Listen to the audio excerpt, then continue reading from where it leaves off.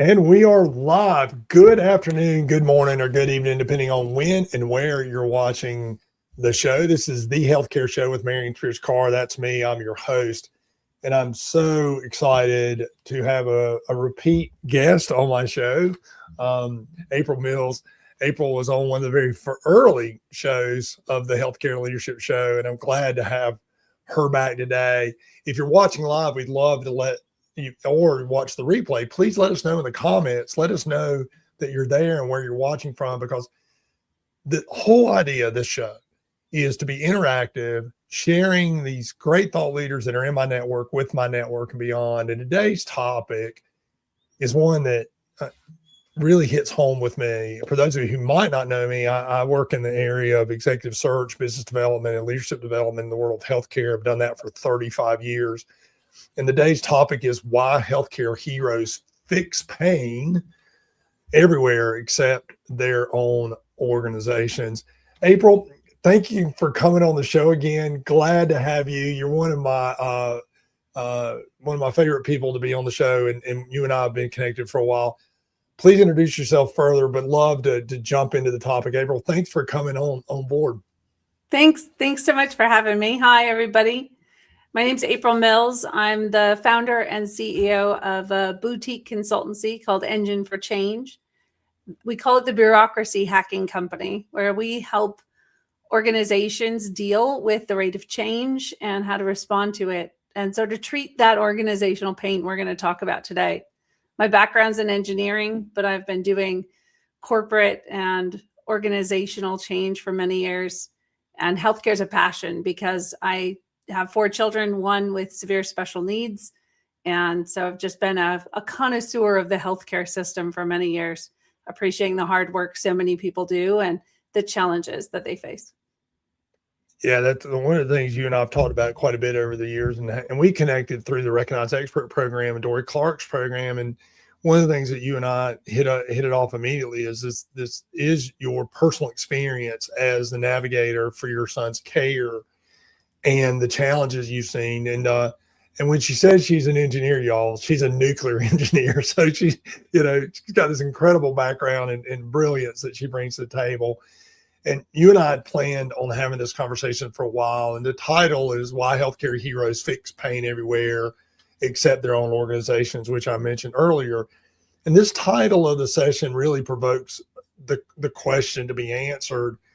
Why do healthcare heroes, particularly leaders, fix pain everywhere? They take care of their patients. They take care of the people that they serve.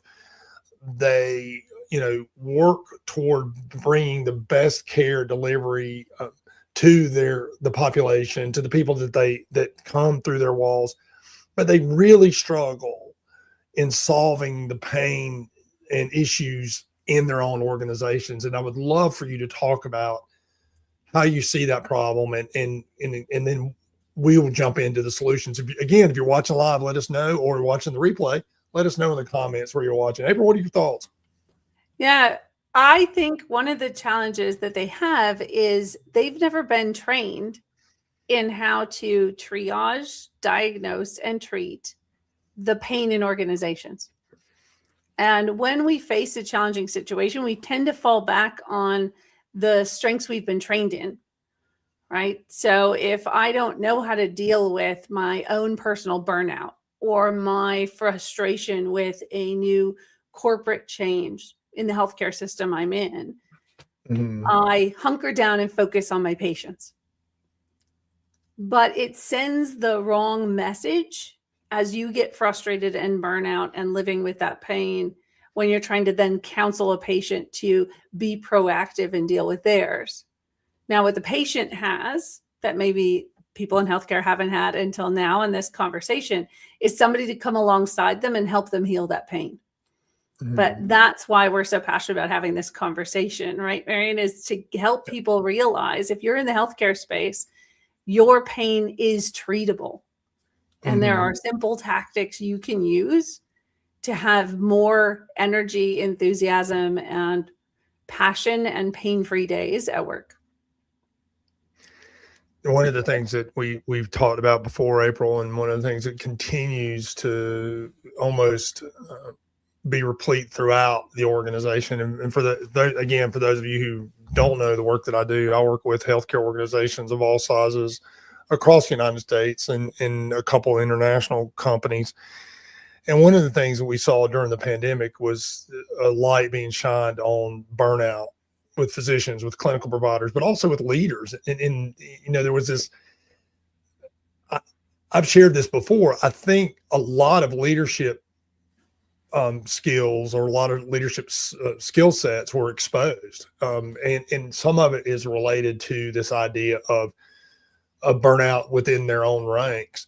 And, April, you're a nuclear engineer, which we talked about, in a tech industry change accelerator. I mean, that's the work that you're doing. But what got you interested in the pain points of healthcare organizations? Can you talk a little bit about kind of why that became such a key piece? We mentioned earlier that you take care of your navigator for your son, but talk a little bit more about like what got you, I guess, fired up about this particular area of work.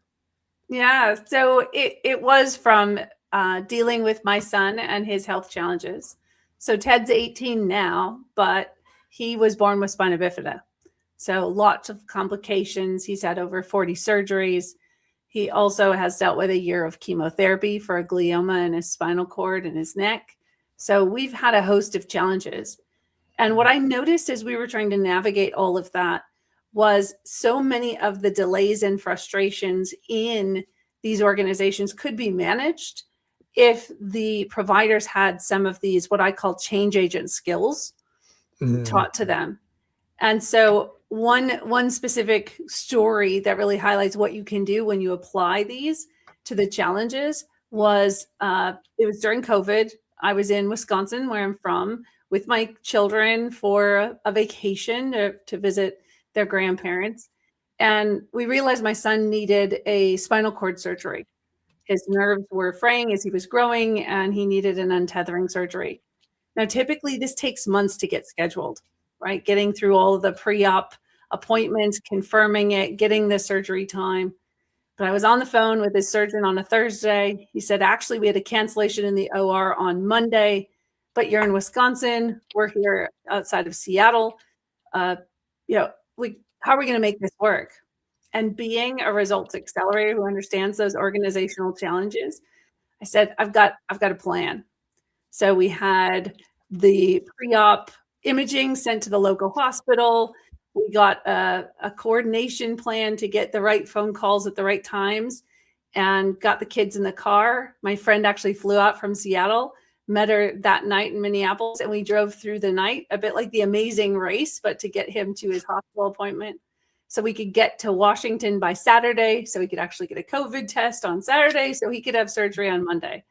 And so what usually takes months, because I applied my learning of the systems and understanding of these tactics, we got done in 3.5 days. My son got the procedure he wanted. The surgeon got to meet his needs quickly. The hospital got to use that OR time, which might have gone unused. And so everybody benefited. And that's just, I think, a great example of how fast you can go if you understand how to hack the bureaucracy and deliver that value. And, there's so many people that have gotten involved in the world of healthcare delivery change for a lot of the same reasons. That driver of you seeing it firsthand, having to work through the process, having to do the things that you just talked about. And I think about for the average worker who's in the marketplace working in healthcare right now, sometimes they get disconnected from that. They see the patient that they're dealing with, or they might even interact with the family while they're in their organization. Why? And I know we're going a little bit off of what you and I talked about, but I think this is an important part of the conversation. Is they see you in the context of that experience, that you're right there. But a lot of times healthcare leaders don't see all the stuff you had to do just to get to them, just to get the patient in front of them. And I think that's also somewhat similar to how leaders in organizations are so focused on revenue, so focused on patient delivery quality, that they are missing these key pieces of burnout, and the impact that's having on their workforce, and the impact it's having. My point is, and the question is, why do we, and I'm going to use me, is that why do we get so blinded by the work that we're doing at the moment that we miss out on the long-term issues, the challenges, the burnout, the challenge? And then how do we show clarity around, or get more clear? That's the better question. How do we get more clear as leaders to see the bigger picture, and talk about that from the perspective of the work you're doing? And that was a long description to a short question, so please forgive me on that. No, I love it. So you're right. In the moment, we try to focus on where I can put my attention and what I think I can control. What I work with in my work is helping people realize how much more control they have of the options around them. So I work with people, I call them change agents, folks who have decided I am willing and capable to make a change happen. And I teach them something called the change agent's motto. And it says, I will do what I can with what I have where I am. And in that motto, what it encourages folks to do, whether they're a clinician or a senior healthcare system leader, is to look more broadly at what are my options in this moment to make a bigger difference. So you're right, most times that lack of time to do things shrinks their attention.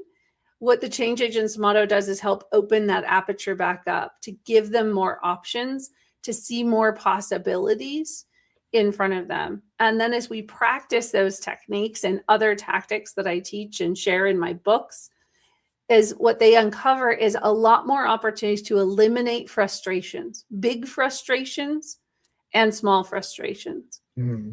I used to work at Intel Corporation, the chip maker, and the former CEO of Intel, Pat Gelsinger, used to say, burnout isn't hours worked, burnout is hours frustrated. Because if it's your passion, you've probably had weeks you worked a ton of hours and you were energized at the end of the week. But it's those hours frustrated. And those hours frustrated perpetuate if you don't think you have the agency to change the frustration. And so that's really the key that helps unlock possibilities for leaders, for clinicians, for administrative staff, is the notion of you actually have a lot more agency to make change happen, to shape the change happening to you, and to drive down. If you were to do one metric, anybody can do this in their week. How many hours was I frustrated? And then what can I do to limit the hours frustrated? Some might be avoidance, just like you would tell a patient.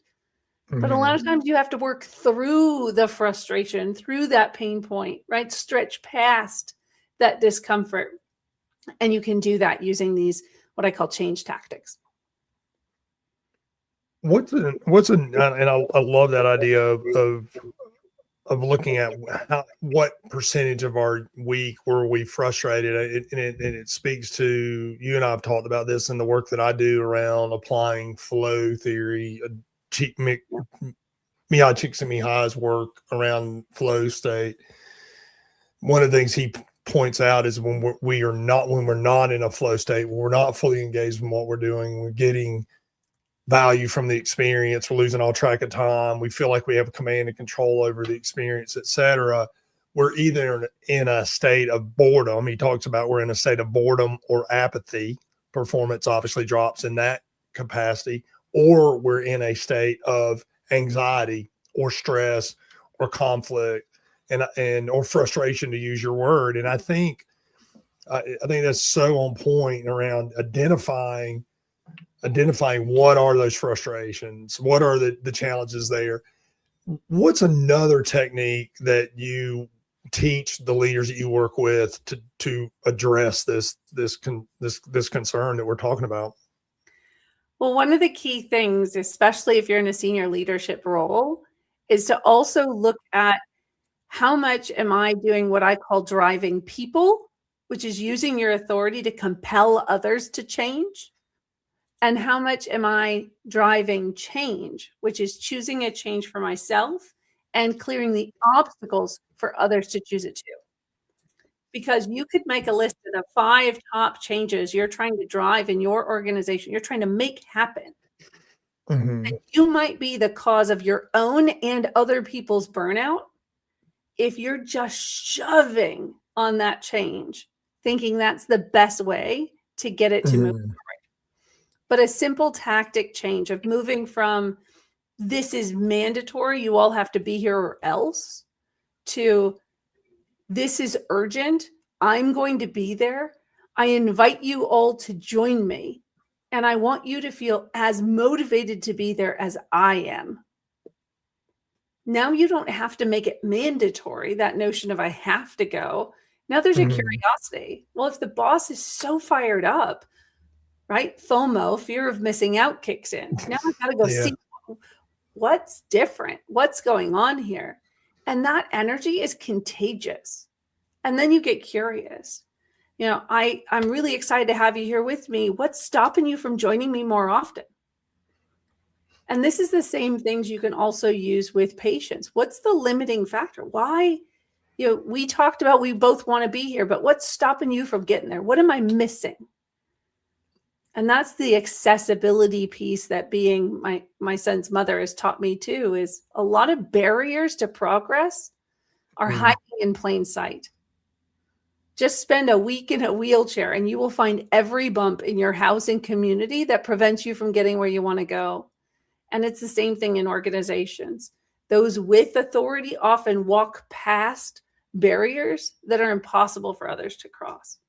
So, huge opportunities to bring that energy. That's such a good point. And I interrupted you, but that's such a good point about how leaders are often, because they have entree, they have access, they can pass barriers, to use your description, that they miss out on what is their followers' capacity for that, right? Like missing out on that. April, one of the things that you and I've talked about before is the fact that leaders need to also not just be focused on the care and well-being of their organization, which is what the whole topic is about, but so many leaders that I've worked with, particularly in the last 10 years, they struggle taking care of themselves. What are some, for those hardened, I'm a strong leader type that really, nothing bothers me, when deep down inside those challenges really are taking place? What are some things they need to think about themselves in terms of their own burnout and their own place within this issue? And I guess the follow-up is, what are some things they need to do to change that for themselves? Yeah, great question. And I think this applies whether you're a leader or a caregiver, like I've been. I've been in both of those roles. I think a lot of the mechanisms of it are the same. The notion of if not me, who, can often become I have to or else. And that's a very different energy to give to anything. So rather than admitting our limits, we say, but it has to happen, so it has to be me. And we push past pain thresholds, exhaustion thresholds, often to, catastrophic failure conditions. There's almost a badge of pride to work yourself to the point of that true breaking point, whether it's in your health or your mental health or your relationships. And what I work with folks on is, if you can see that horizon coming and you don't want that to be your story, there are other tactics. And one of the simplest ones is to give yourself some grace and appreciate the fact that your team probably can carry a lot more if you all weren't sort of handing rocks to each other of have-tos. Well, you have to do this as the leader, and you have to do this as a clinician, you have to do this as the admin. But what can we choose to get to do together And what burdens are we all carrying that we could set aside? And that's why this powerful change from driving people to driving change usually has such a profound effect on leaders and their organizations.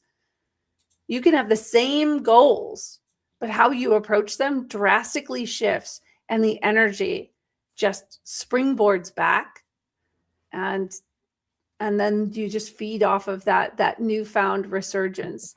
And it's amazing to see. I get almost tongue-tied thinking about it and talking about it, because it motivates me so much to see that moment, much like I'm sure for clinicians, to see that breakthrough and change of, somebody leaving in pain and coming back in comfort. That's it. I can see why the practice is powerful, right? To be able to give those moments to people is amazing. Yeah, I love that answer, and checking in, and thank you. We were struggling seeing some of the comments in the platform, but Dr. Rebecca Swain-Ing is checking in from DC and is really shared in the conversation. When you get a chance, check out those comments. Dr. Swain-Ing, thank you for joining us and sharing your information. Jennifer Fessler, Dr. Fessler is checking in from Oklahoma, and one of the comments that she made is, so often perfect become the energy of good, right?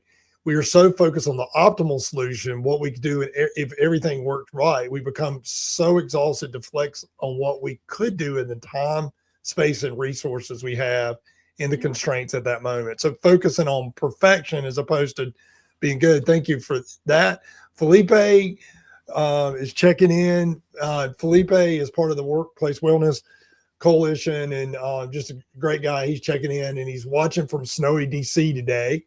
And Karen Power, one of my favorite HR professionals, is checking in from Charlotte, North Carolina, and someone I've known for years. And thanks for being here, Karen. She made a comment that I wanted to share. Focus is a key element here.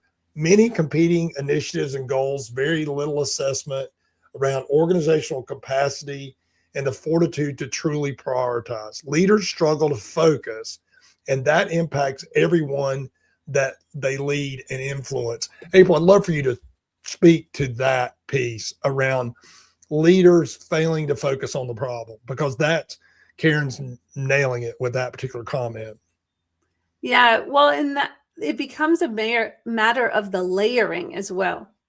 So there might be my list as a leader of what initiatives I'm driving, but that's usually not the exhaustive list that someone in the organization is facing. They have that top leaders list, which might look reasonable from there. And then they have their bosses list. Maybe they've got caregiving duties outside of work. And what you start to get is the overload often is personal and specific. And so at all of those levels, it's about getting curious about setting the priority order maybe, but saying now how far into this can we get with who we've got?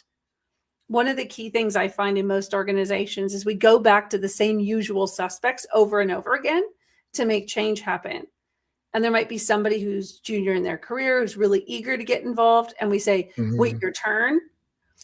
Or there's somebody who's late in their career and they're on 7 initiatives plus their day job, and they're just burned out and frustrated by the fact that it seems like nobody else carries any of this extra load. So I have tactics I work with organizations on to find more change agents, to train more change agents so that more of that load can be spread around. And then we also teach them how to prioritize from where they're at and help their leaders prioritize too. Because there's no fixed capacity for change. It's very dynamic. Sometimes the tactics drain us. Sometimes the situations drain us. And I try and teach people both that resiliency personally and that resiliency organizationally, so they can both handle more change and respond faster, even if maybe conditions don't let you focus down to just one or a few things at a time.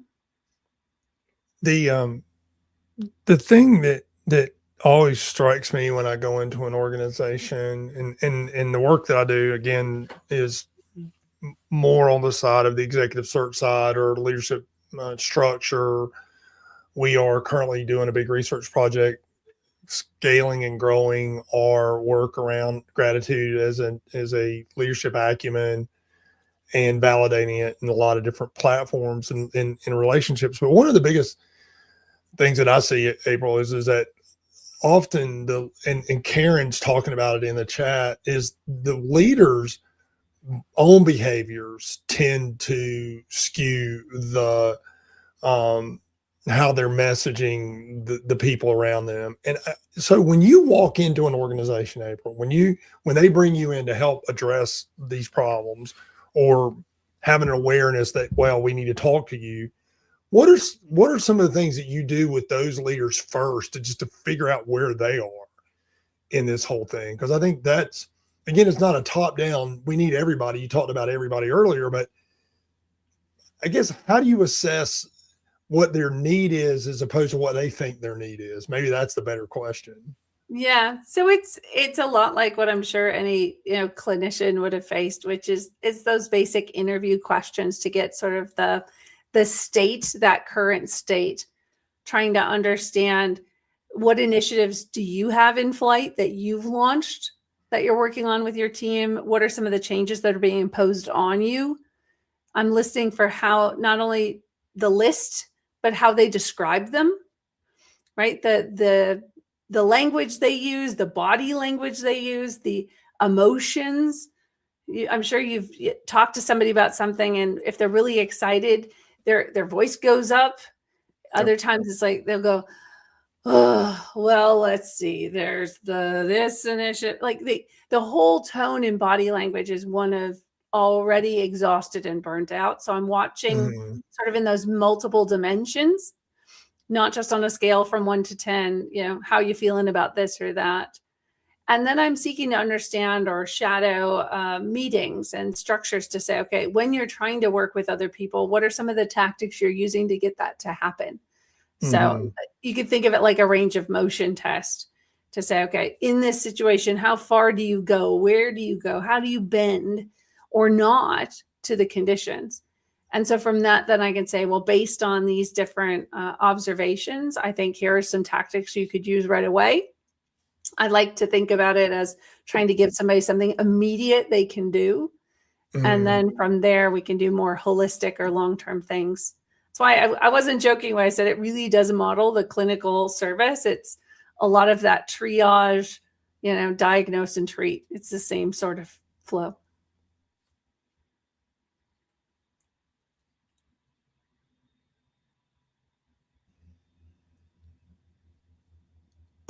You froze on me for a minute there. I think I'm back. Yeah, we froze. Yeah, that's the that's the challenge with live. For those of you who are watching, we had a big ice storm here in the mountains of Georgia this past weekend, and they're still doing repair work on the line, so we may have gotten cut off there for just a moment.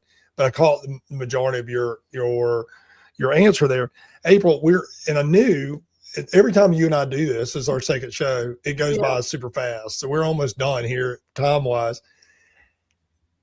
Who needs to connect with you and how should they connect with you, April? Because we want to get you in front of these organizations. Talk about that a little bit, because we want these organizations. We want organization to healthcare to change. And that's your whole company, that your whole company is focused on this level of. How can they connect with you, April? So they can either connect with me on LinkedIn. That K in my name, I stand out. If you go April K. Mills, I typically come up, CEO and founder of Engine for Change. And there's hyphens in that, engine -FOR -change. And you can also get me at email, april@engine4change with hyphens, engine -FOR -change.com. And so would love to connect, start a conversation. The suffering can be treated. It is real, but it doesn't have to stay at the forefront. I'd really love to help folks so that they can continue to serve and support their patients. It's so needed today. There's not enough great healthcare workers out there to serve everybody's needs. And so I consider it a personal passion project to keep you running well so that you can continue to serve folks that desperately need you, like my son. thank you for being on the show, April. And I've put your LinkedIn in the LinkedIn link to your page in the comments. And I would welcome my network to connect with April if you're not already part of her circle and part of her network. April, you and I talked pre-show that I'm going to have you back on later in the spring. And I would love to have you back and to go even deeper. One of the things I'd like, maybe we could even talk about is a, you know, a case study or something that you could share that might add even more weight to the discussion. So think about that. And any last comments? And by the way, for those of you who are watching either the replay or watching live, shout out to Felipe and to Karen and everyone that joined us today. Last comments, April. Anything that I guess give us your leave behind. What do leaders need to do right now? What can they go do right now as soon as they get off the show that would start the process? So the title of my book, my first book, is actually one of my mantras, and it's everyone is a change agent. And so if you don't think you have the power or the capability to create the change you need to solve your burnout or derive the results you want, let me be the one to tell you do. You have that capability inside you. I'm happy to come alongside with some tactics you can use. So you can check out Everyone's a Change Agent on Amazon. Reach out to me. Do not suffer. There is a solution. Well, April, thank you for being such a part of my circle of network, and thank you for being my friend. And you and I are going to be looking for ways to work together in the organizations that we serve. So thank you for being on the show. Thank you all for watching the Healthcare Show with Marion Spears Carr. I will be back next Tuesday with another episode. I have Todd Dunn, the CEO of Acuren Medical, going to join us. April, have a great day. Have a great Tuesday. Stay warm out there, and we will talk again soon. Awesome. Thanks, everybody.